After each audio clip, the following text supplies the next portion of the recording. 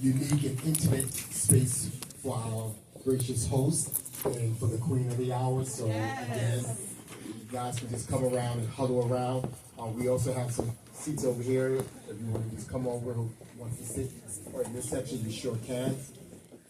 And without further ado, I'm going to turn this portion over to my name is Sean Governor Gibbs, and I'm your host for this evening. But it's not about me, it's about this gorgeous queen right now. So let's give it up for her. Let's give it up for her. I'm gonna digress so my real host could increase and do his thing. So, but no, without further ado, I'm going to turn the mic over to our gracious host, Pastor Jason Henderson. So let's give him a round of applause.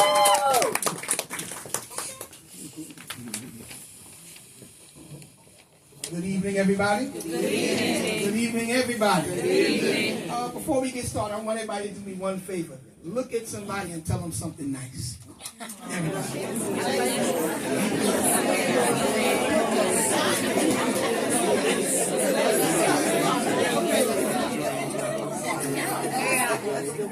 That's good, right? Because tonight we're here to celebrate another achievement of one of our very own. I don't know about you, but I get excited when I see God allowing my friends and my family dreams to come true.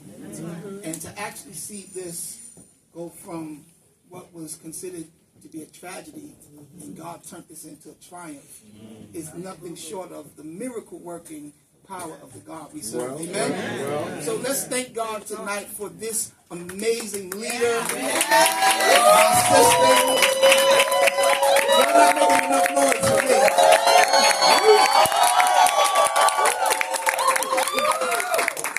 She is a champion, and she is the poster child for what refusing to quit looks like. And she's someone that I look up to, has been my big sister now for almost 35 years, and I thank God for her. And tonight, we're going to have a good time. But before anything, because we are people of the kingdom, we believe in prayer. Amen? Amen. So I'm going to ask everybody to bow your heads real quick, and we're going to open up with prayer. Most holy and righteous God, we come to you humble as we know how.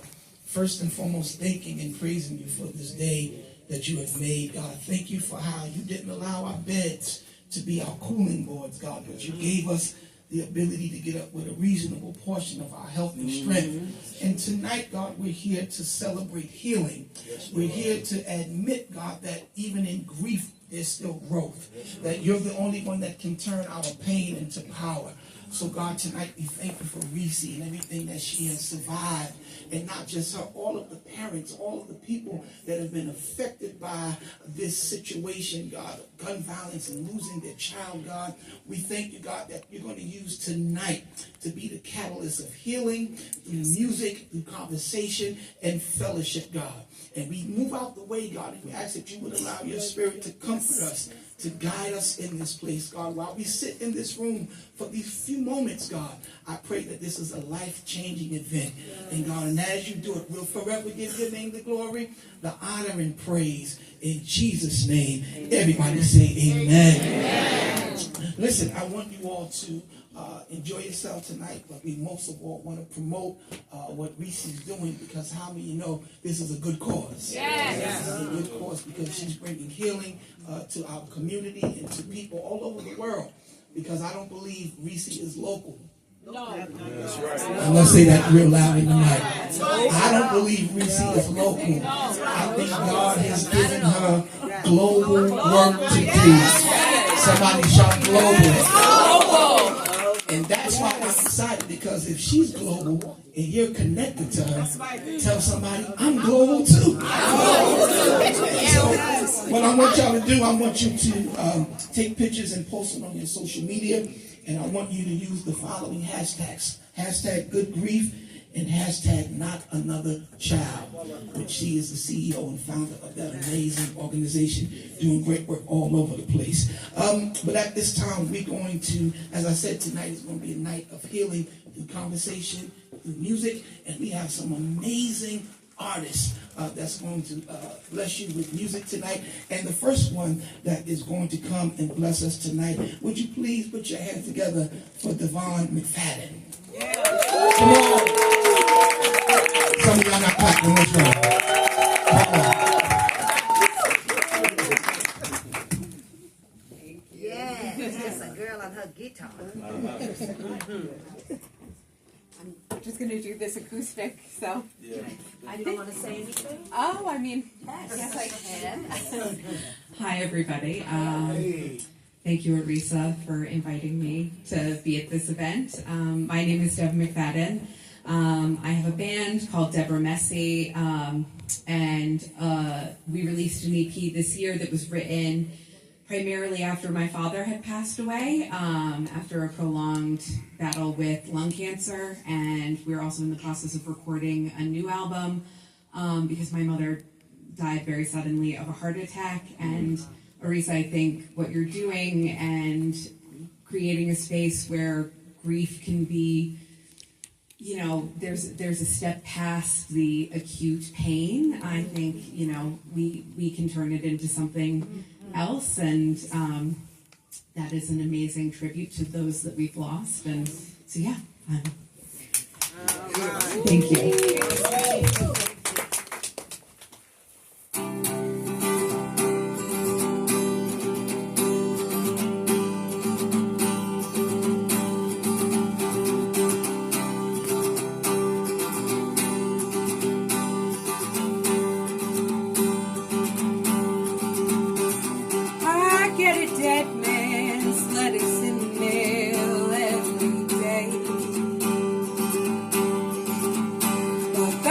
Bills keep piling up, there's no one left to pay.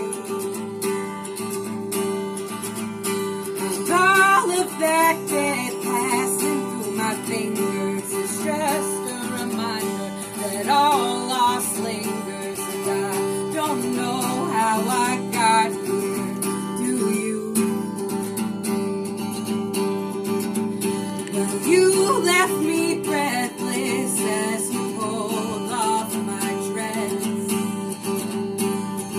And if I wasn't so messed up, I wouldn't be so easy to impress. But the touch of your skin underneath my fingers is just a reminder that all loss lingers. And I don't know how I got here, do you? 'Cause I just woke up, babe. I think I've been asleep. I dreamt that my father died, but there's no way he would ever leave me. So what did I miss, babe? Now I'm back in my skin.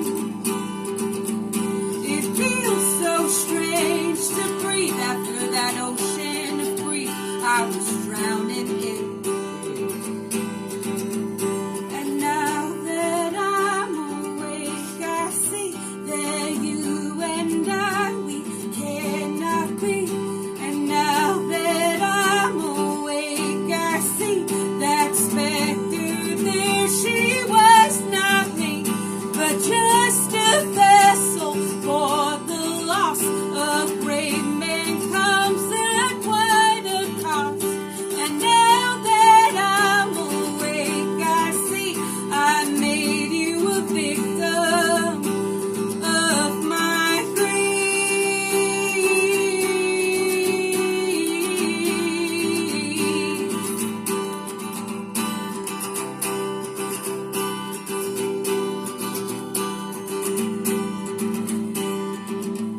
Cause I just woke up, babe. I think I've been asleep. I dreamt that my father died, but now I'm scared that it wasn't a dream. So what did I miss, babe? And does it show on my skin that there is no relief from this ocean of grief I'm drowning in.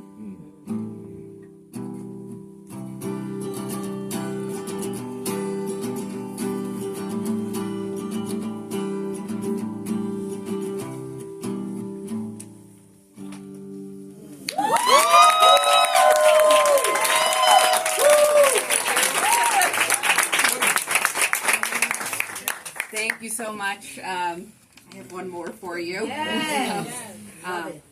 Great. I think I'm okay. Can you all hear me in the back? Or okay, great.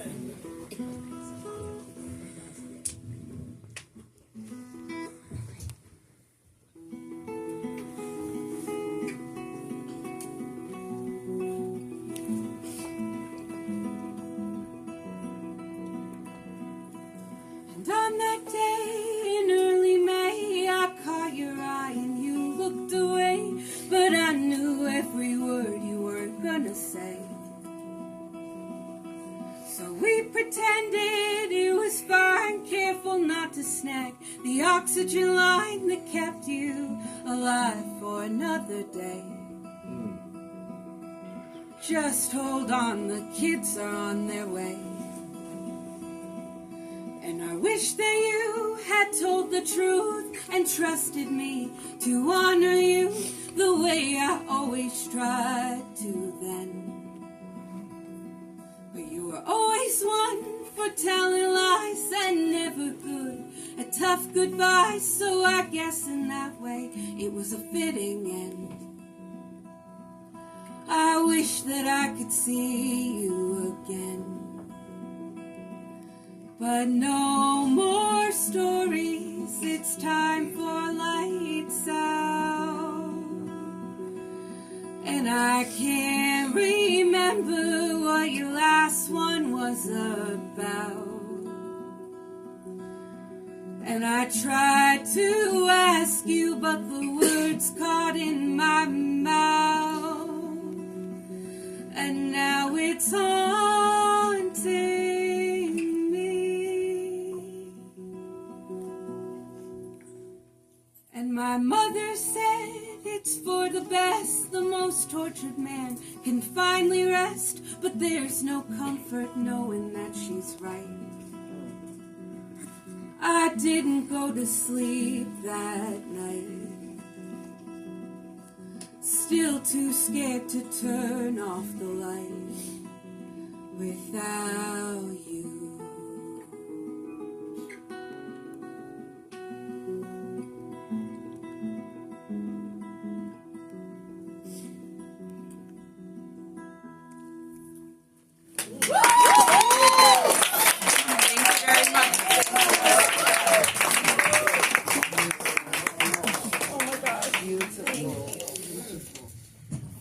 Y'all give Devin a hand, y'all.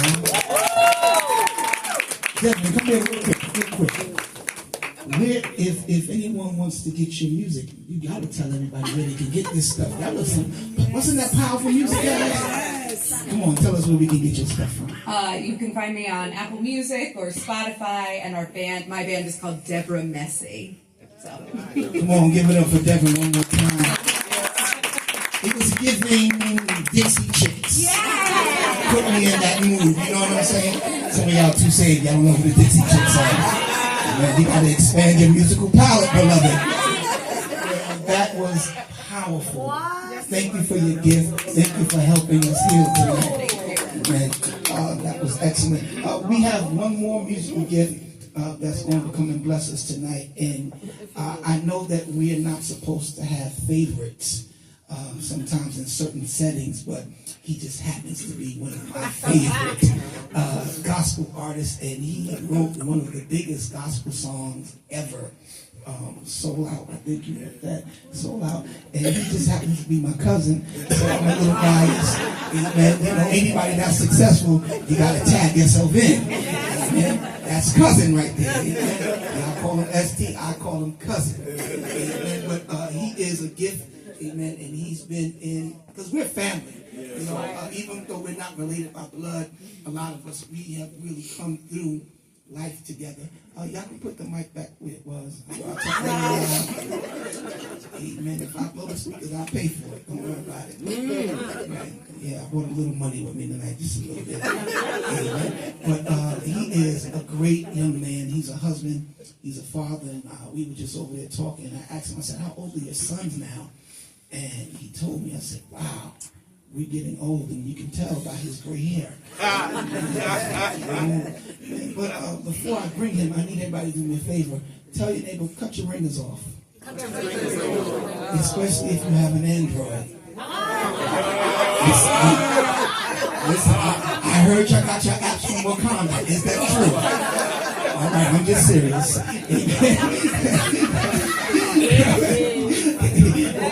But we don't want to interrupt anyone while they're performing or speaking, all right? So at this time, would you please put your hands together for this phenomenal young man, S.T. Bullock. Come on, let's give him a hand, everybody. How's everybody doing tonight? I'm actually going to use a mic stand.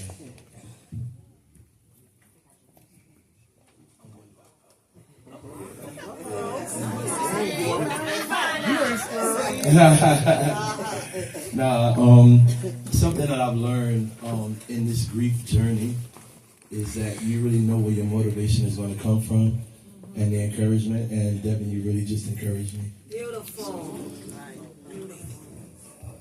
A lot. A lot. So again, my name is S.T. Bullock, and my grief journey started 2022. Lost my mother, and I didn't think I was going to do this, but you know, this is good grief. This is good grief. So yeah, one of the things, people told me so many things, and because I am a songwriter and a singer, people said the songs that's going to come out of this are going to be crazy, and I was like, I don't want a song. I want my mother. That's what I want, and so. And that's what I believed. And then God was like, I tell you what to do. you don't tell me who's the author. And so then the songs came. Everybody say, let it out. Let it out. All right. So I'm going to have you guys sing along with me, right? And this is a song that came, again, from people who encouraged me. They said, S.T., listen, whatever you got to do, let it out. Don't keep it inside. Don't keep it bottled up. Talk. You got to talk. Because if you don't, it's not good. It's not healthy. It don't make you feel good. And it could really weigh on you. So they said, let it out. Everybody say, let it out. Let it out. All right. So I just want y'all to sing this. Those that can sing, right? I just want y'all to say, let it out. Let it out. Yeah. Say, let it out. Let it out. All right. So I'm going to point to y'all, right? And when I point to y'all, I want y'all to say, let it out. All right? We're going to try it. All right? 1, 2, 1, 2, 3. Let it out. Let it out. Hey, it goes like this. If you gotta curse, cry, scream out loud. Let it out. Yeah. They said, it's the one time you don't have to explain why. Let it out. Yeah. They said, how long it takes is up to you to decide. Let it out. And let it out till you feel good. One more time. Let it out. Yeah, they told me, they said, if you gotta curse, cry, scream out loud. Let it out. Yeah, they said it's the one time you don't have to explain why. Let it out. Oh yeah. And how long it takes is up to you to decide. Let it out. And let it out till you feel good. And that was the first song that came to me. It started with Let It Out, and then it just took a journey of its own. So my grief experience came, like I said, when I lost my mom.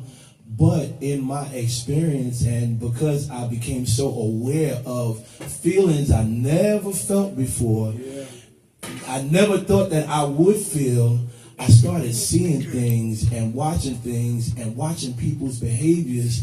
And people like to say that a lot of stuff that people do and how they react is mental illness. But I believe that a lot of people are dealing with grief. People are grieving and they don't know how to let it out. Well. And so my life went on this roller coaster. And so the next song was called Roller Coaster. And you know, one day I might be feeling great. The next day I don't want to be around nobody. I might be happy and jovial. And the next day I can't even tell you how I'm going to feel. And it's just that roller coaster, right? All right. I'm on a ride of my life. I started up, now I'm upside down. In a matter of seconds, I'll be right side up again. And I want to scream before I cry. My stomach turns from the ups and downs. It's shaking me up, got me feeling so sick inside. Today might be a great day, but tomorrow it might be worse. And right now I'm feeling stronger, but later on I'm easily hurt. But sometimes you might see me crying. It's not because I'm sad, but emotions take over when I start to think back. So let's ride. I'm not afraid to ride this roller coaster. No. Well, fear of moving forward, it's like nothing I've ever felt.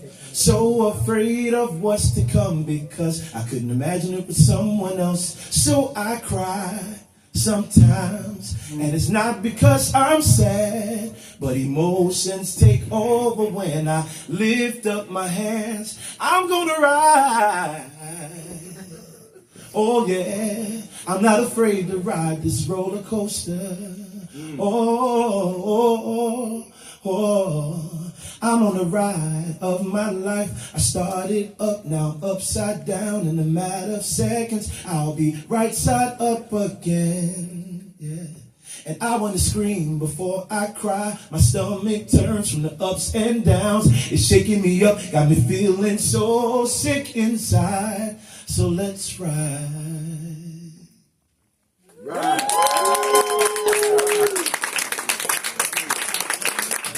I just want to encourage somebody tonight. I really want to encourage somebody. Whatever it is chipping away at you because you've lost someone, because the relationship status has changed. Relationships, I've learned, Reese, and we talked about this, grief is not just physical death. Grief could be the loss of somebody who's still living. Grief can come from divorce. Grief can come from losing a job that you've been at for 35 years. Grief can come in all forms. You just don't know. So you got to always have your guards up. I know you think you're strong, but grief, I know you think you're strong. I know you think that nobody can take you down, but grief, I've seen grief take down the biggest of giants. And Reese, you're a giant. Short in stature, but this little one right here is power packed. You hear me? Power packed. The reason why she's going, of course, it's God. Of course, it's God. That's the reason why she's still going. But He knew who to consider. The Bible says, He said, "Consider my servant, Job." Now, I know you think that having everything and the lavish life and all of the materialistic things, you think that makes you God's chosen? But I'm a worshiper, and I know that through my lifestyle, that God thinks that I'm His chosen because of what I can handle. I just told Jason, we were standing there talking, we think that our blessings are coming through the way that we think. Through school, the best job, your income, who you're connected to, right? We think that that's where your blessing is. But just imagine this. Imagine that your blessing is in the thing that you keep avoiding. Imagine that your blessing is in a thing that's going to feel like hurt you never felt ever. Ever. In the worst way. Well. And I said this for my wife. My wife is here, my beautiful wife. Let me, and I'm glad I said that too. I had to throw that in there too, because I'm gonna tell you something. Having the right people around you when you're dealing with grief, that's key. That's key. That's key. If my wife wasn't the woman that she is, and if she didn't handle me the way that she handled me, I can't tell you that I would still be here. I can't tell you that music or whatever would have came, but it did. It did. So I'm going to sit down, but I want to leave you with this. This is the last part. I just want to sing a little bit of this, right? Out of all that you've lost, out of everything that's gone away, whatever you do, don't lose you. Out of all that you've lost, don't lose you. Y'all hear me? Out of all the things you've lost, don't lose you. Don't lose you. Out of all the things you've lost, don't lose you. Don't lose you. Out of all the things you've lost, don't lose you. Don't lose you. Out of all the things you've lost, don't lose you. Don't lose you. My name is S.T. Bullock. I pray that this music blesses you.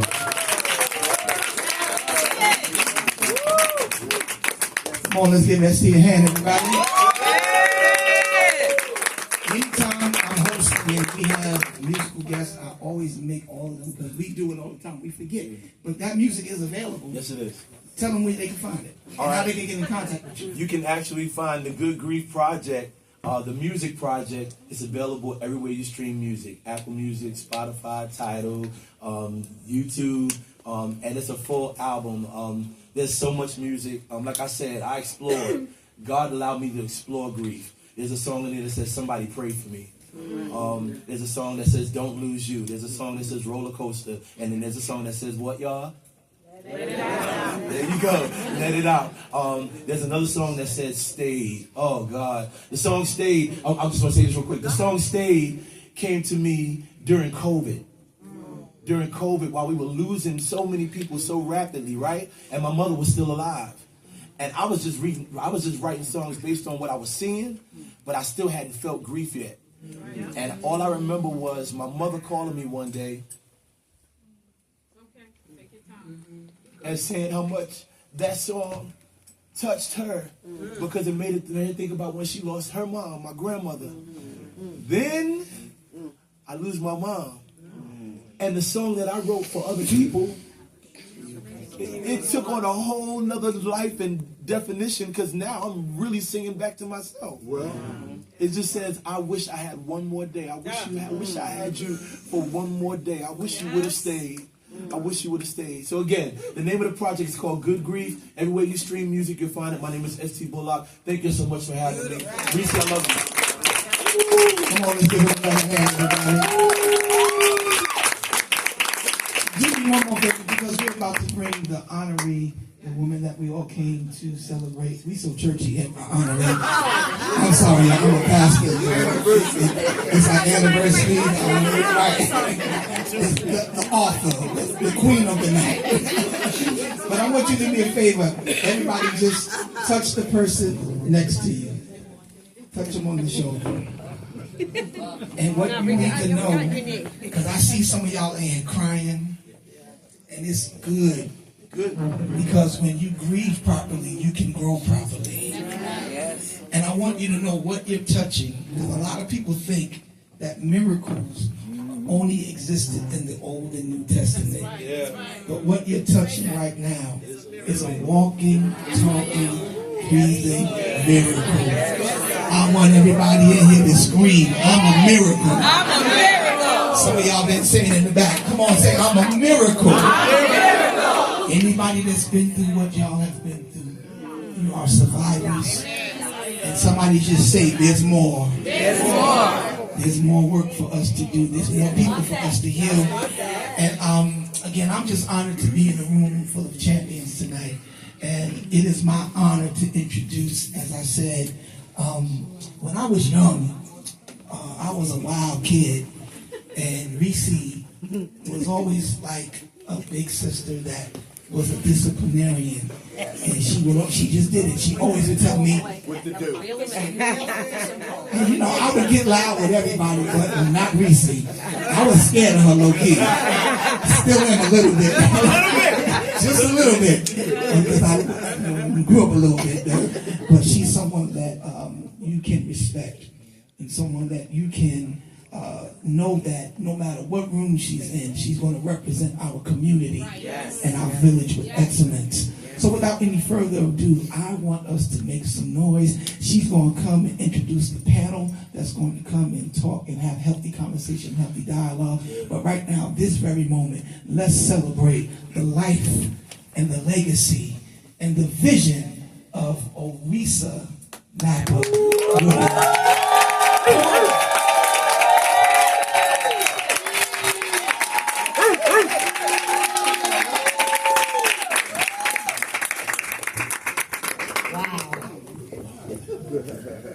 Have you ever been in a room in front of so many of your favorite people?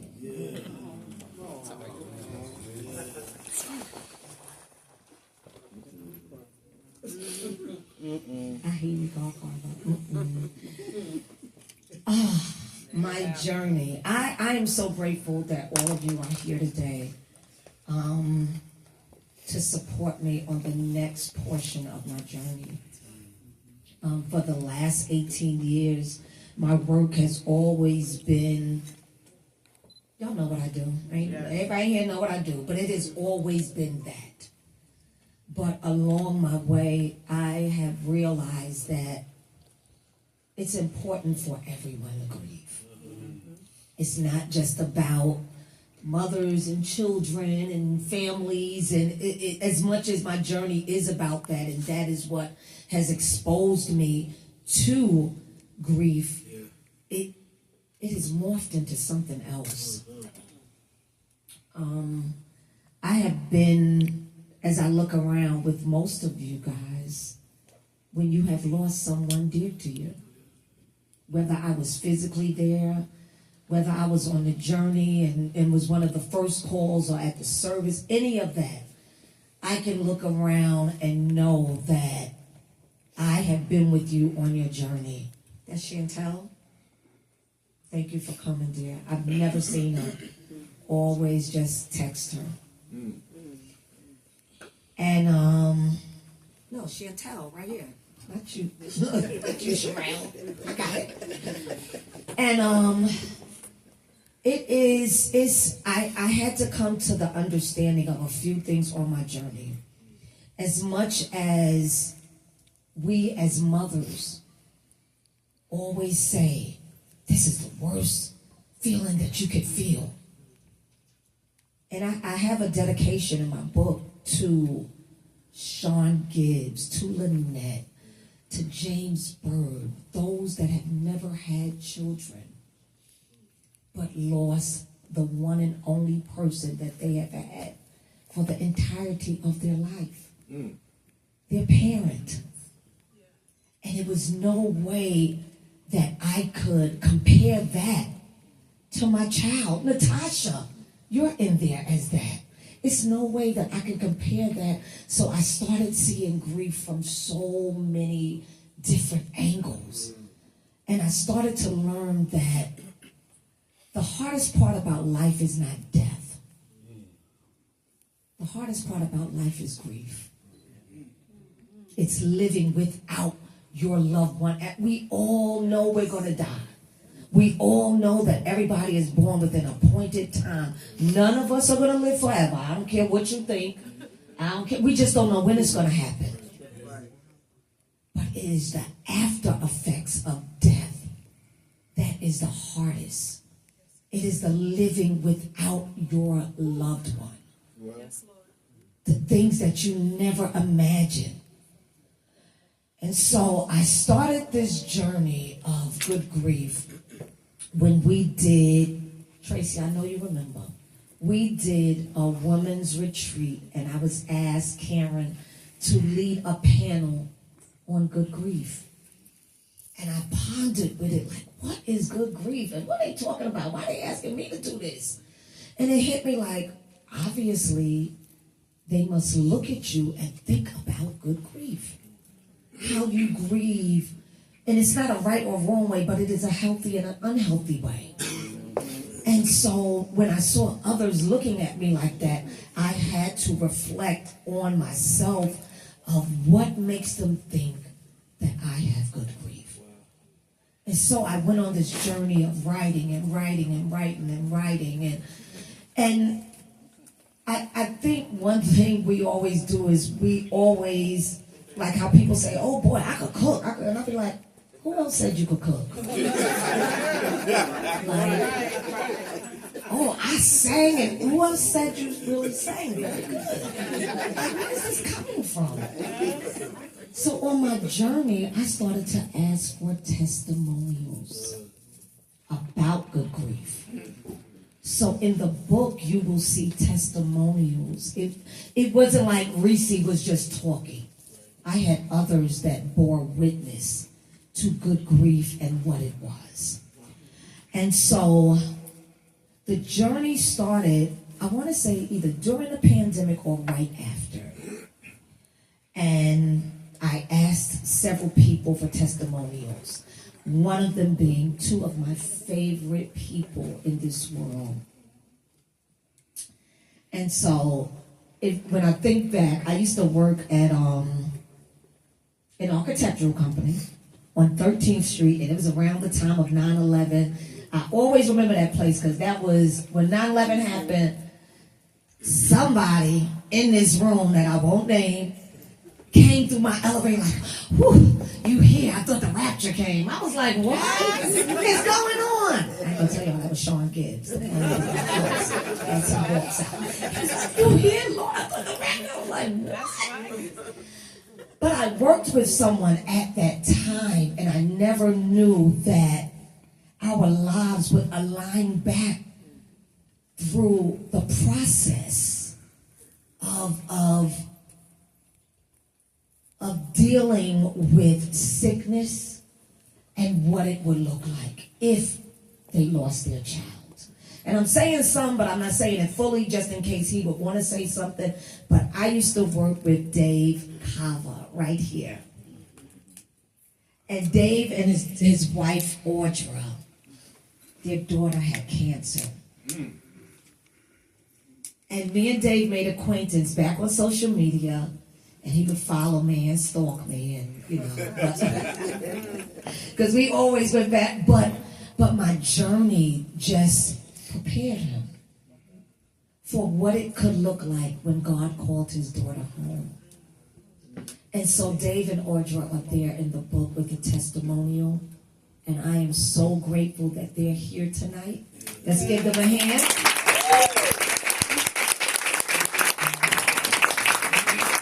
Also have, what's her name from Safe Horizon? Kimmy Herring from Safe Horizon is in there. Kelly Carpenter White, she's a youth pastor for Bishop Younger, but her brother was killed. And then I have some others in there. But what I wanted to do tonight was, I wanted it to be a safe space. Because, and I have to correct Jason, it's not just half of these in here ain't even mothers that lost their children. I can count them, they're right over here. But it's others that are in this transition. So many facets. It is others that's in it. Grief has no face. Well, grief is you're grieving more because your child was murdered, and you're grieving less because your mom. It has no face. Grief is just grief. And grief does depend on how traumatic it was. It depends on different levels. How much time you had with your loved one. The relationship, all of that. But I had someone else that wasn't just a part of the book and the writing of it. But y'all know I like good conversation.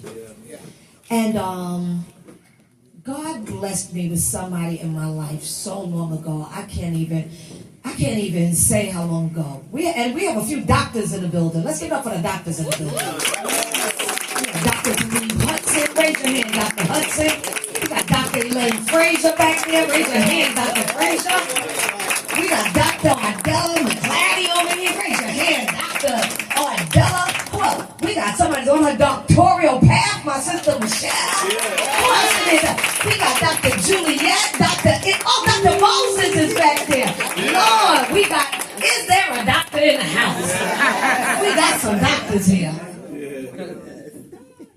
But we have, this This man is so wise, y'all. And I love him. My son loves him, so y'all know it's something about him. But my son is a tough cookie. Yes, he is. Dr. Alfonso Wyatt is in the house. And if y'all youngins ain't never heard of Dr. Wyatt, he is a wealth of knowledge. And we just have conversation. And I wanted you guys just to be here and just to sit on our conversation for a little while. We just I love him. I call him Godfather. This is my Godfather. Ain't got too many of them. But I'm going to call Dr. Wyatt up. Give him a hand as he comes up.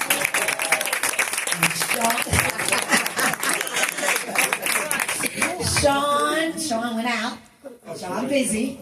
Oh, there you go. Sean's here. Yeah. Governor's here. What you doing, Governor? I'm gonna get you a sandwich on. Governor, get these drinks ready. Wait for the governor. Your sugar's low, so you need no sugar? I am so glad that the Queen of Wellness is here. Petra Kears. That is my friend. I want to go around the room and call names. I'm on my way. I know you forget somebody. But how do you want to start this? So my plan was, let me tell you. My plan was to have a panel with different people that are in this journey from different lenses. But this is what God made. Yeah. Just myself and Dr. Wyatt having a conversation. And I must say that although the journey started with the writing back then, it sat for a minute. I called my sister Tracy. Let's give it up for Tracy's red pen. If you send her something, she is going to mark it up with that red pen. And I don't mind, because she don't want you making a fool of yourself. But I sent it to Tracy's red pen. Tracy was on it, and then it sat again. Who is barking? It sat with Tracy's red pen, and and what happened was, I didn't want the book to just be based on my journey of grief with my mother, my son, and my brother. But during that time that it sat, I didn't know, but I experienced other levels of grief. I experienced other levels of loss, other levels of transition with my father-in-law, with my girlfriend Angie. Y'all know, Karen, you know how many. Angie was my childhood friend. We slept in the same bed together. With my girlfriend Angie, with our sister Juliet. Yeah. And I got a chance to be with all of them on their journey of just transition. And it gave me a little bit more to write about. It wasn't then that I was just writing it from this one lens. I was able to expand on it. And then, here comes Tracy. I'm doing something for her, and she's like, oh yeah, she got a book. Where's that book at? Don't let all my writing, all my marking be in vain.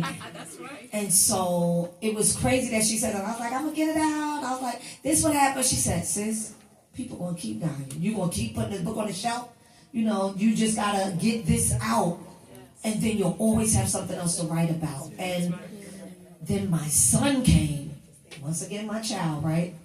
And he was like, yeah, what you going to do this year? You going to get your book out?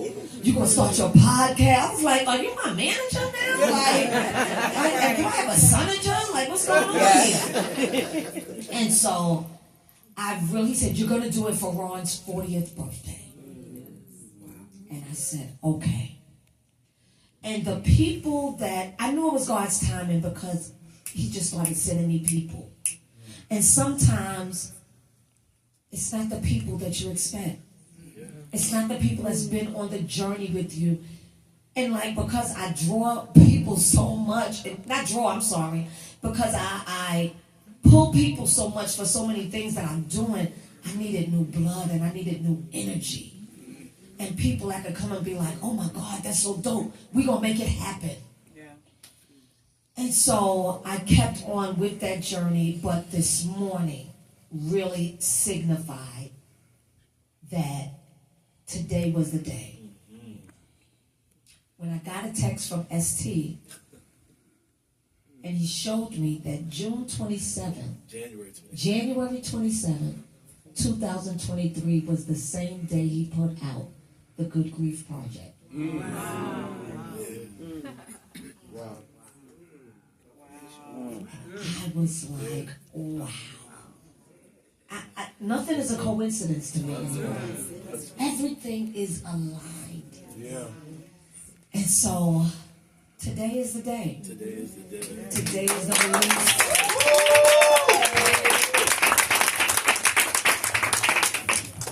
And so, our Father always got questions. He always got. You ready for me? I don't know. Greetings. Reverend Dr. Alfonso Wyatt here with my queen. Yeah.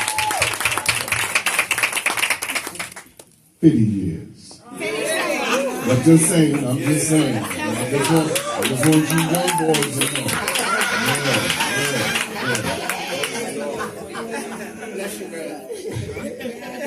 I'm also on the staff at the Greater Allen Cathedral in Jamaica, Queens, and it's all related. Yes, it's all related. I'm just going to take a quick dive, see where we end up, and then to maybe pose a question or two. Would that be all right? Absolutely. All right, girl. There is nothing that will prepare you for grief. I don't care what you clocking, what you rocking, what you tick-tocking.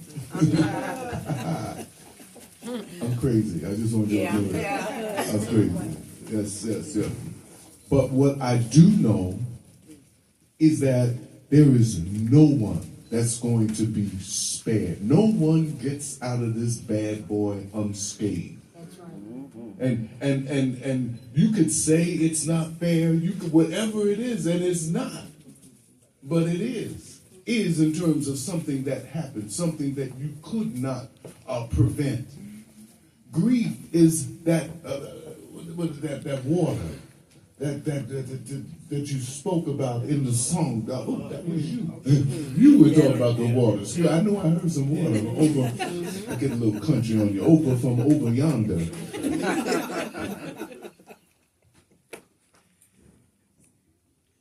Are you ready?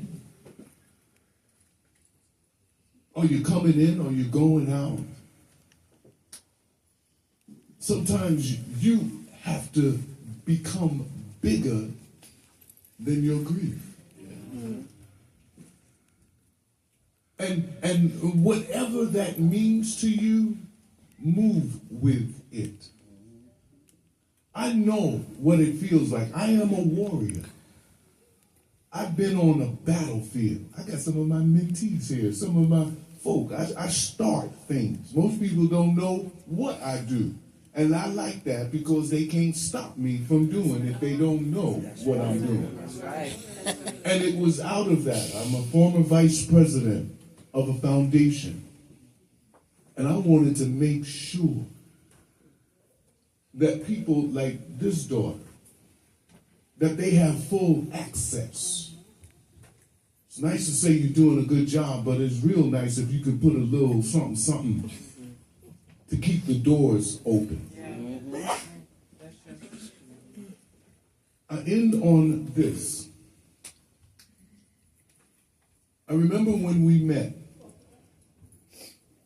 I was asked to be a part of a conversation that dealt with violence, street violence. I'm also the godfather of much of the street violence interrupter movements, the credible messenger movements, this and that. I was with your boss when all she had was a little cell phone, and we used to meet at York College. I'm talking about Erica.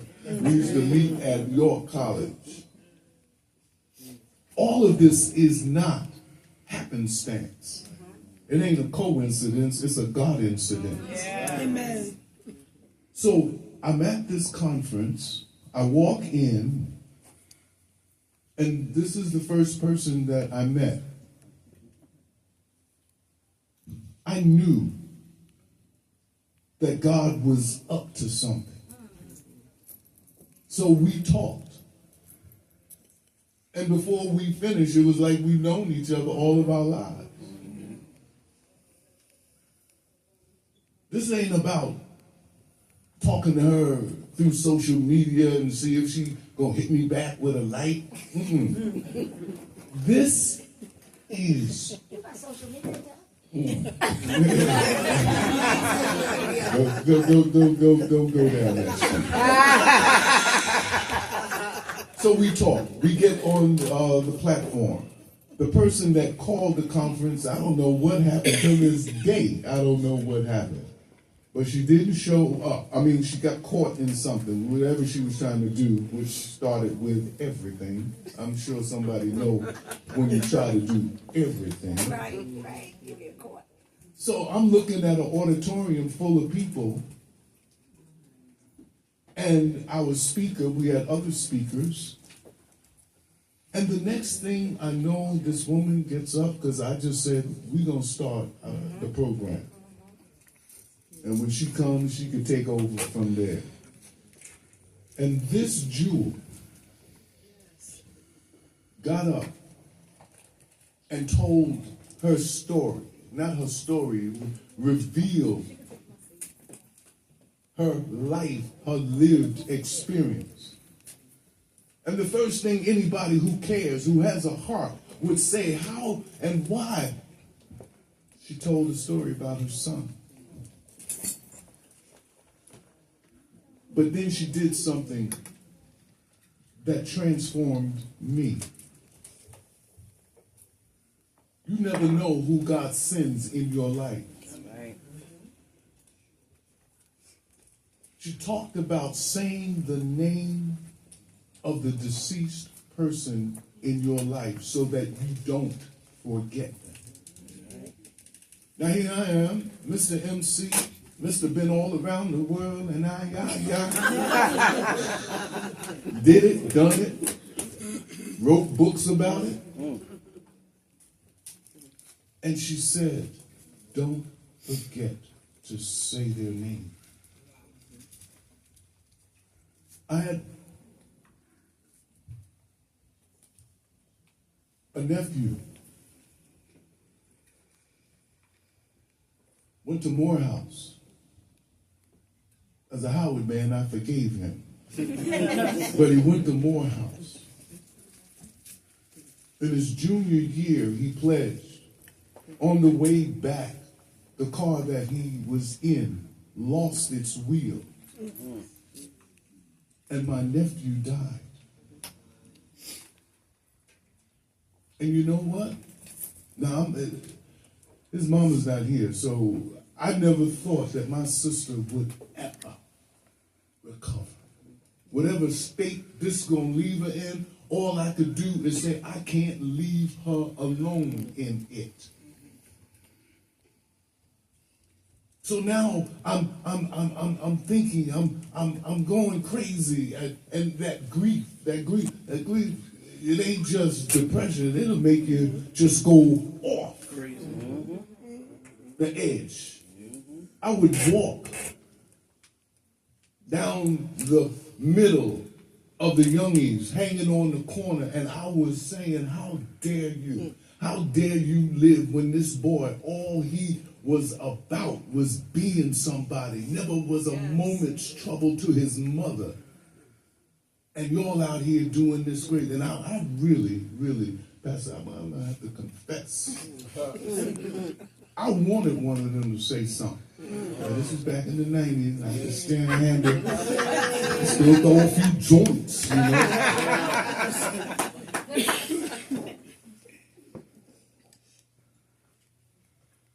Reginald Henderson per year. When I was at the microphone and said his name in my mind, I started crying. I started crying with tears that were welled up inside of me. I started crying and looking at this person that drew that out. And I've been with her. We don't see each other a whole lot. But when she called me, you'll see I'm here. That's right. It wasn't about whatever. Yeah. I want you to think this thought. There is a possibility that warriors can become worriers. A warrior can become a worrier when he or she feels overmatched by the vicissitudes of life. They can become a worrier when there's just too much on the plate. And death has a way of always hijacking the plate. And whatever else you're dealing with, that's over there. But let me, and I'm finished. Let me say this. Anxiety is real. And even if you can't say it, you can't spell it, it's real. It falls on all of us, and it does a job on the body. The allostatic load. Oh, I'm going to send you some things about the nervous system and how we react to flight, fight, or freeze. That's our emergency system. It was not designed to stay locked in. And when it stays locked in, this is where that worryation, that anxiety, that wonder how I'm going to make it. You hear a song that the person like in a whole nother state feeling good. You hear that song, you back there. This grief has power. So I speak a blessing into you, daughter. Yes, God. Yes, God. I say that you are on a path. And this is not just a path that you like. This is a path that you were led to. And as you go down the path, you are pulling all of these folk. We've got to understand that it is all hands on deck time. And when they say that, that ain't the time to play, that ain't the time to wonder if you're sitting at the captain's table. We got work to do. Right. So I thank you. I want you to go to the point in terms of when you knew your turning point happened. All of us have a turning point. Never look askance on your turning point.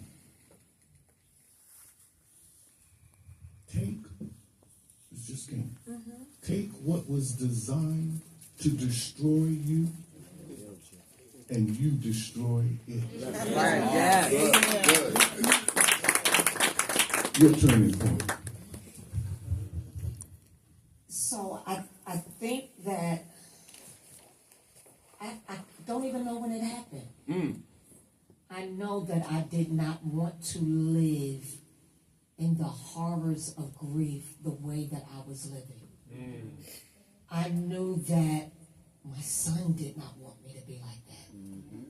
And I've talked to some people, and when they really down, I'll say, well, what would your son, what would your daughter, they don't want you to, no, they would want me to be down. But I never felt that my son wanted me to be that way. And I always felt that it would be a turning point. I wasn't sure when, but I did not want to hurt the way that I was. And the only thing that I could do was intentionally start to do things to not live like that. Because it's 18 years now. And I mean, for the first at least 10 years, although I was doing the work, I was doing everything. And I mean, even now, it's still grief sometimes. But it's never as deep as it could be or should be. But that turning point was just when I realized, and I can't put a date on it, but it was when I realized that I did not want to live the rest of my life like this. I did not want to live the rest of my life in deep sorrow. I knew that God had given us a time to mourn and a time to grieve, and he gave us seasons, but that unlike seasons in life, we had control over our seasons. And so when I knew that I had control over my seasons, I knew that I had control over how much and how deep I would grieve. In terms of your national work, how did that start for you? So I was invited to be a part of the Black Brown Peace Consortium, which is a national organization coordinated from various people across the country, of course. And that was prior to the pandemic. You know, they had a meeting in New York. I never made the meeting in New York. I went to their meeting in LA.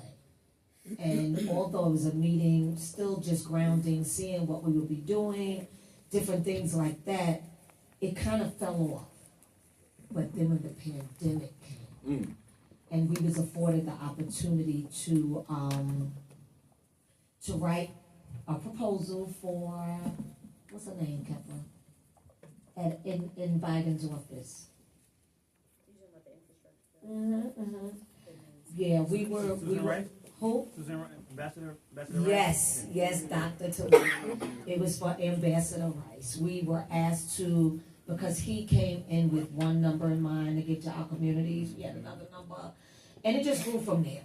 It grew from the connection with the Black Brown Peace Consortium, Anthony Smith, Cities United, all of those are national entities where, you know, once getting involved, I just always came in who I was, in my authentic self, you know. And I think that was one thing that grief did show me, that your authenticity is needed. You showing up in places with being who you are, not coming into places being who people expect you to be. That's good. But me coming into spaces as a survivor, but on the road and the journey to healing, that is what opened those doors. So even those that are sitting here, everybody, our loved ones transition to give us another outlet on life. That's right. Yes. So that we could become. Because if you look at a lot of the transitions, we wouldn't be the people that we are today if they were still here. That's right. I wouldn't be doing none of this. I would love y'all. I would meet y'all somewhere. I would not even know half the. I wouldn't even know my good godfather. I wouldn't know Dr. Wyatt.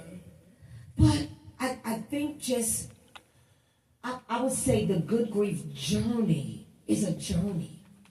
It doesn't start off, and I talk about that in the book, like, I wouldn't go to somebody as soon as you close the cap, yeah, now you get ready, get on the road to good grief. No. It is a journey. It is knowing that you have to yell, scream, let it out for a minute. Let it out. You know, but then it's a process as you're on that journey and that road where things start to transition and you start to see the beauty of their journey. You start to see the beauty and the acceptance of the fact, you know, one of the things, and maybe this is back to your first question. So when my son was first murdered, I was sent to the home of Regina and Neil and Regina, my good friends. My sister Regina is back there, from Woodhull Hospital. I was put in the car. Didn't have to go home for 3 weeks, I think it was. Couldn't get away from none of them. They my brother Manny, Tasha, Bridget, all of them. They like spent the night. Nene, all of them. Everybody was there. I got away from them in the bathroom. I'm like, oh, shut up. LaVon, she slept in the bed with me. I love my family. I got away in the bathroom. And I just was screaming because I did not understand why. You know, I did not understand why. And sometimes now it's still why. Why my child? I would have still done the work. But God said, I wanted you to have empathy and not sympathy for people. And this is the way to have empathy. I can feel Jennifer's pain for Dawn. I can feel Yvette's for her son. I can feel Peggy's because I'm in that space. I can feel Manny for losing his mom because I've been in that space. And even as I asked why, it wasn't an answer to my why. It was just, in all things give thanks. For this is the will of, and I'm sitting in that tub like, ignoring that. Yep, next. Keep going, next. That was my answer. Why not? Who are you? And so, the turn. I kept seeing, I really thought about it, and I'm like, wow, what am I giving thanks for? My child is dead. And I know some of you guys have said, what am I giving thanks for? Like, even when it's our parents in older states, and when you look at other people, you're like, our mother lived to 85. Why mine couldn't live to 85? Why? And that's the reality of it. You know, my child died at 21. We all know we're going to die, but why they couldn't die? Why couldn't have grandkids by him? We look at different things like that. But I looked at the fact that for once in their life, my children was not together. Give thanks. Karen, Tracy, Tracy, my sons ain't go nowhere without each other. It was always Reese and the fellas. That's right. Then it just became the fellas. They like, okay. Yeah. Thank you for raising us. We good now. It was just the fellas. But they wasn't together. Went to church, saw Elder Wright. That goes to the church. Good God-fearing people. Waited till they got married. Could never have kids. Give thanks. God gave me the opportunity to have a child for 21 years. And so, with that, the more I gave thanks, the more my mind started to transition. The more my mind started to transition. And so I think that was one of the turning points. But as you go in your journey and your grief, it's always, when you get into another level, it's another turning point. You know, when I was flying yesterday, I was like, ooh, as you're going up, it's more turbulence.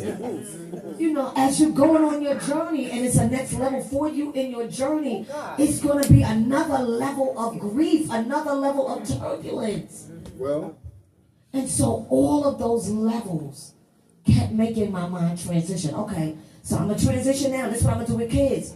Shift gears again. Okay, the mothers is calling. Now you got survivors. Okay, I got to transition again because now I have to open my heart in that wound every time I'm with them. That's another transition. And now I'm comfortable. I know all of them. Monica, Gwen, Pat, with the daughter Sierra, all of them. No, that's not enough. Now you got to do national. I'm meeting mothers in Milwaukee this week. Mothers I ain't never seen. And so now that I'm comfortable with these, God is like, no, that's you. That's not it. That's right. More to come. Right. And it's still, as much as it's about that journey, it's about grief overall. And I think it was Pastor Hendrickson that said, or it might have been ST, we don't grieve. We say we are. But it's like we're too strong to grieve. Right. What's that? Oh, I'm strong. No, I'm being strong. I know I'm being strong. Why? That gets on my nerves. What it's going to do is tear you down. You got a question to ask me. Look at his face. When you think about it, and humor is important. Yes, yes. Sometimes just a smile, That's right. a thought even from the departed one. So now, I want to ask you this. We're going put on your deep sea, that little diver helmet they give you. We go down a little. I want you to think about something, a place that you were in, and you wished everybody in this room could have felt what you felt in that place. And that place could be in your house, that place could be down the street, around the corner, could have been in Milwaukee. Just something that happened that was amazing, something that happened that was so spirit-filled that you wish, you know how you try to tell somebody something and the words just ain't capturing it? You try to make stuff up, but it just ain't there. Take us to that place, daughter.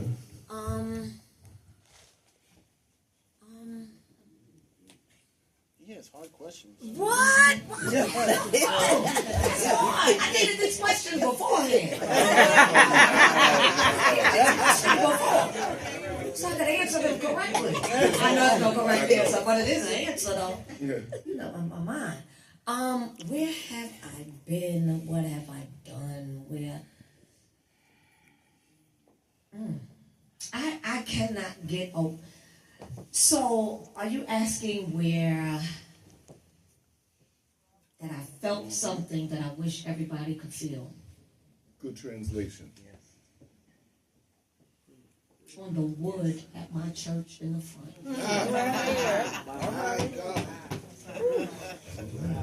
Because every time I would go there after my son was murdered, that's where I found myself.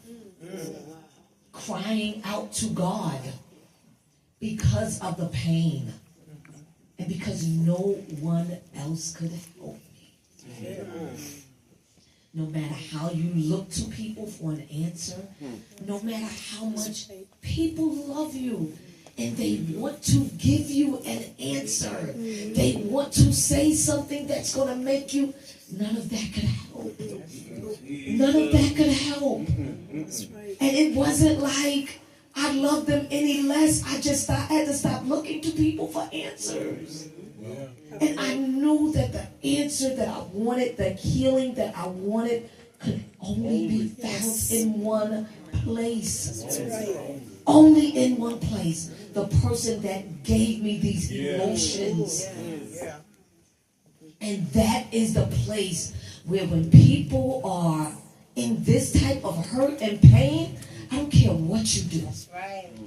If you don't take it there, and it don't have to be my church on the wood, if you don't take this pain to God, that is the only one that can help you on this journey of grief. Because he said, blessed are they that mourn. Yes. You gotta give them the opportunity to comfort you. For they shall be comforted. And he's the only one that can comfort you in this. Yes, yes. I wish I could have words to say, and that's all I can give you. That's all I could do. And so that would be the place. You know, that would be the setting. That would be where I would tell you to look for your healing, to look for your next on your journey, whether it's daily, however you do it. That would just be it. I'm going to take 3 questions. And please, I'm sorry? Sorry. And please, no orations, no dissertation, no what had happened was.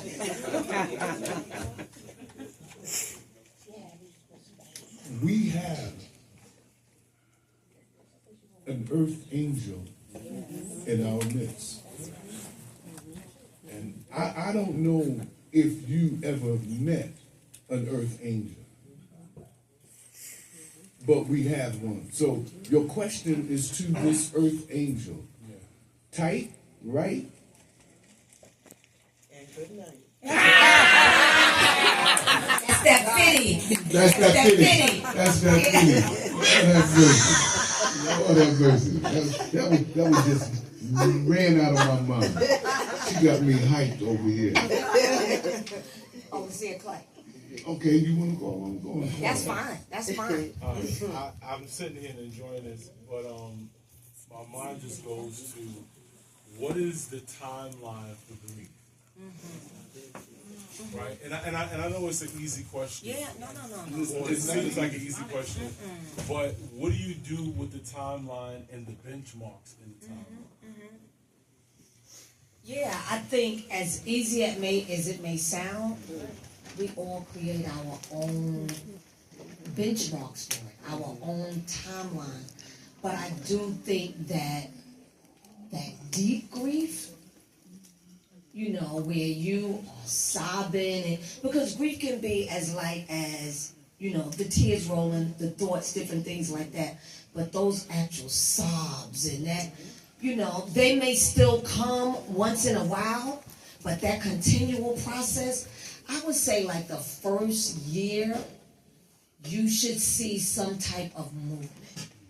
You know, because even in the book, the first chapter is the first is always the worst. And so that first year, you have the first birthday, you have the first holiday, you have all of those things that you have to get through for the first time in your life without your loved one. Well.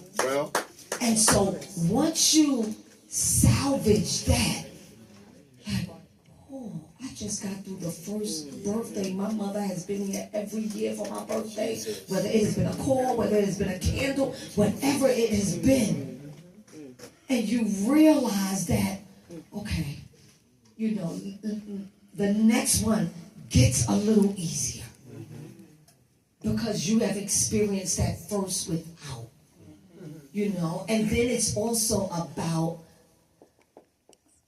setting those days up for how you want them to look. Yes. But not holding yourself hostage to it. So although you may say it's gonna be my mother's birthday, I want to get up and go to the cemetery, this and the other, and your family is ready, we ready, come on, let's go. I really don't feel like it. That part. I want to get back in the bed. No, you feel better. No.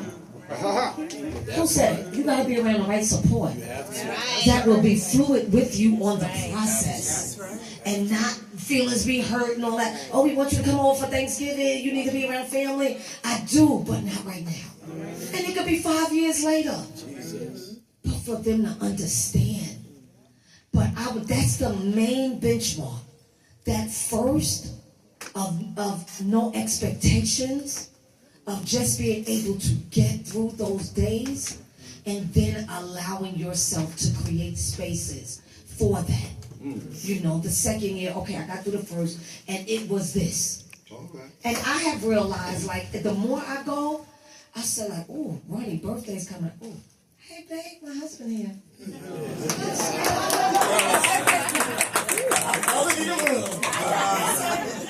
But I have felt like, the days, I'm okay.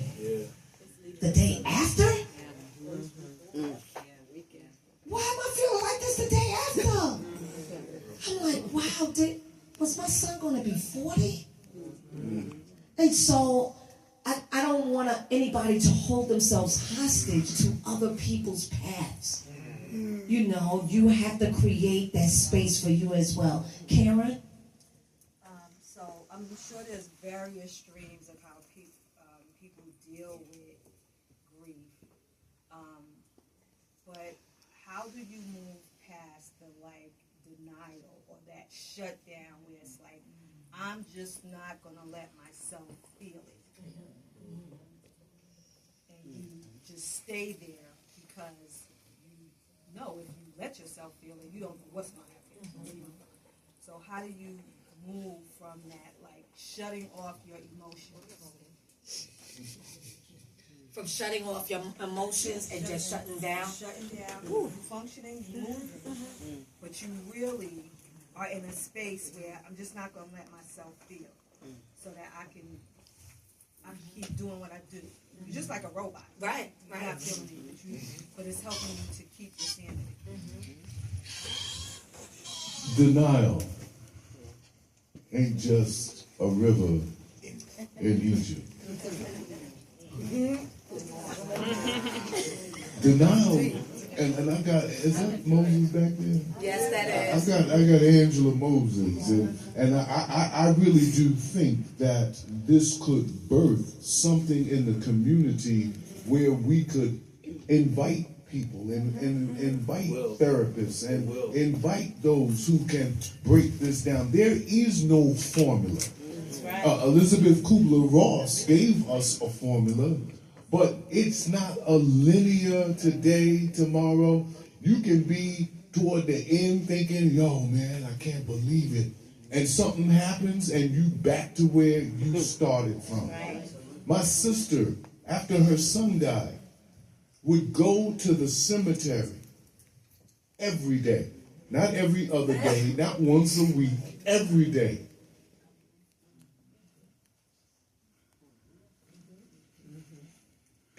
And family, oh, you shouldn't do that, that's not good.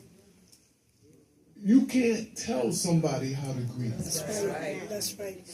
And please don't put yourself in geometry. We had a function of substitution, one value for another. Don't I know she's a fiscal person, so no. Don't presuppose that what you can deal with, the person can deal with. And don't give advice that you can't follow. In terms of what they should be if I were you. I don't want to put myself in nobody's shoes that is going through, because you don't even know if you're going to get through. That's right. So it's not linear. It's not about who is stronger than somebody else. If you love somebody,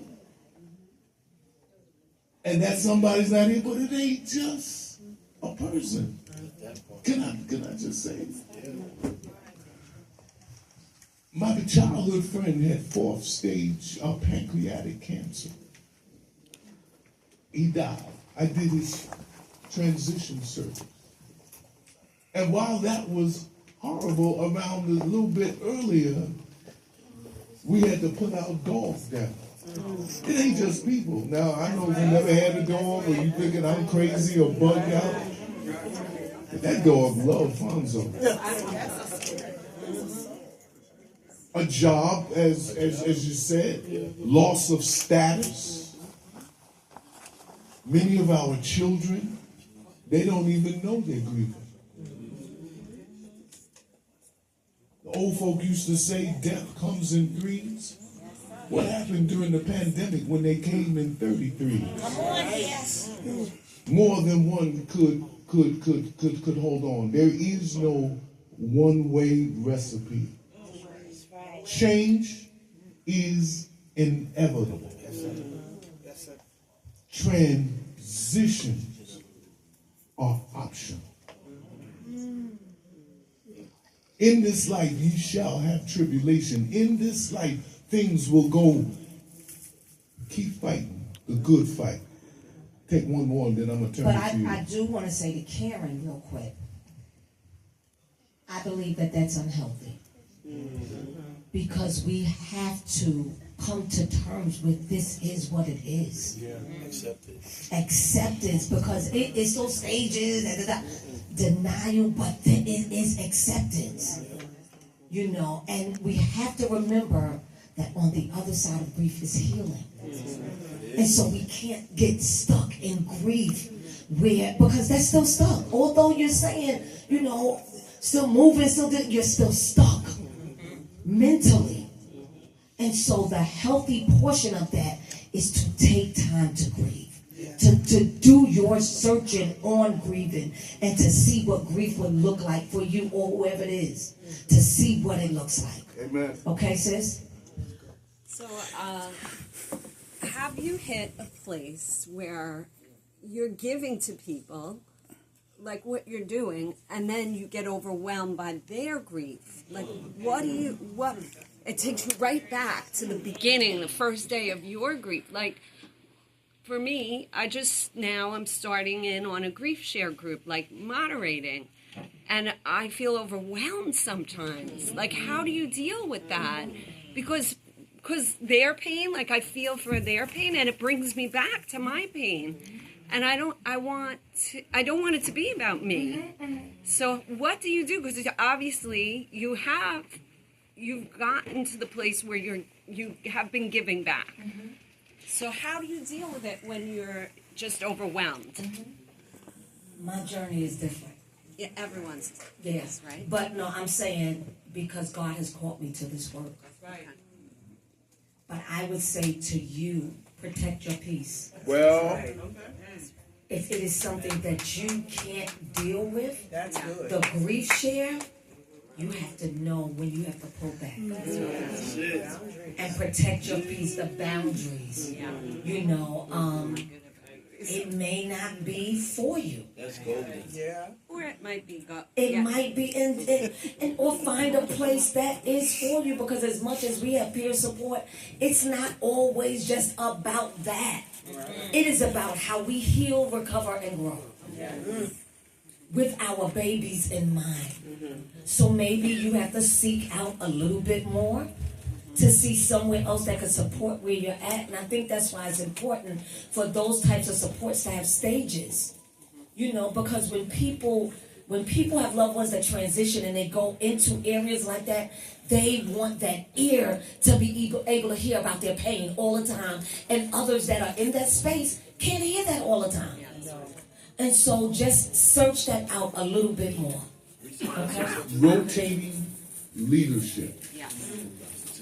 That, and you can have a month on, month off, 2 months, whatever, rotating leadership. This is not something to undertake on one's own, because the fragility of what we experience, you never know when that kicks up. And for the person that always got to have something to say, I don't know, when you're sitting on the first row at a transition, and everybody comes down and gotta say something. Don't be down there making stuff up. Don't be down there, oh, God saw a flower in the garden and he plucked it and took it. That don't mean nothing to me.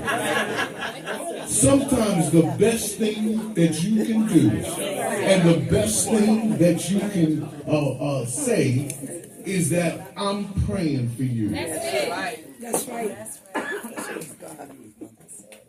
And that's it. So yeah, rotating leadership. Right. And if you ever want to talk about that, I tell everybody this. I'm old enough to be Uncle Fun, so I don't know. Sacrifice and pay for all of these titles, and now I just turned into Uncle Fun. But you know what? I love being Uncle Fonso. And with that, I'm going to get ready to move on back to Queens. Y'all know what Queens is?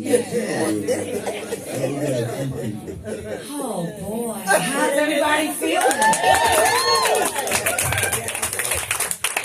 I think that the conversation... No, really, how was the conversation? Good. It was good. That's good. That's good. It was needed. Good. So I think Sean is being tough on me over here. He's trying to be the governor, y'all. The governor. He can tell me I had 2 minutes to say my thank you. But Russ said I'm in charge. Whoa! But thank you all. Thank thank you all for being here. Just everybody. Bridget snuck in on me. I love on Manera. Anybody know me? Know I love me some Manera. She is here from Virginia. That is my Manera. Yeah, okay. That is my Manera. She's here. And Zena was able to lead a baby for a minute. I love y'all. Thank you for driving up from Delaware. Gina, thank you. I love you. Just all of y'all. My goddaughter, my cousin Tahira, everybody shout out. But I hate leaving people out. I love all of y'all. Karen, Tracy, Nene drove up from PA. Like everybody, Jennifer, be with me every day. They be me all the time. But I love y'all. I thank you. Is that what's going sitting right there? She just put her head down. Boy, she done made it out the house. Tanya. Yep, that's Tanya. Thank you, Tanya, for coming. But thank you all. Manny, love you. Where Michelle at? Oh, yeah, love y'all. Okay, I love y'all. We're going to do some more book signing. And then I gotta get out.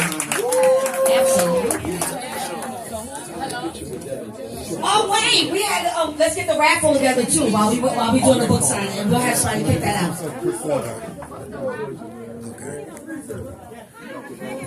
You get a raffle ticket? Real quick. Hello, everybody, real quick. Hello, everybody. Can you just hear me? Just give me 10 seconds. Okay, we just need to do this quickly and orderly because we're at a crunch and I have a hard out by 8:30 and I cannot afford to go into overtime.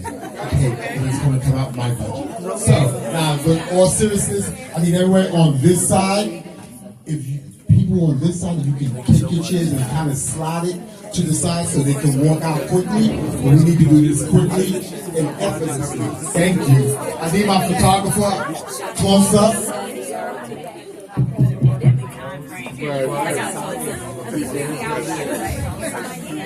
I'll be following you. Real quickly, who needs their book signed? Just come towards me. Okay. No, not towards you there. Okay, cool. Color purple.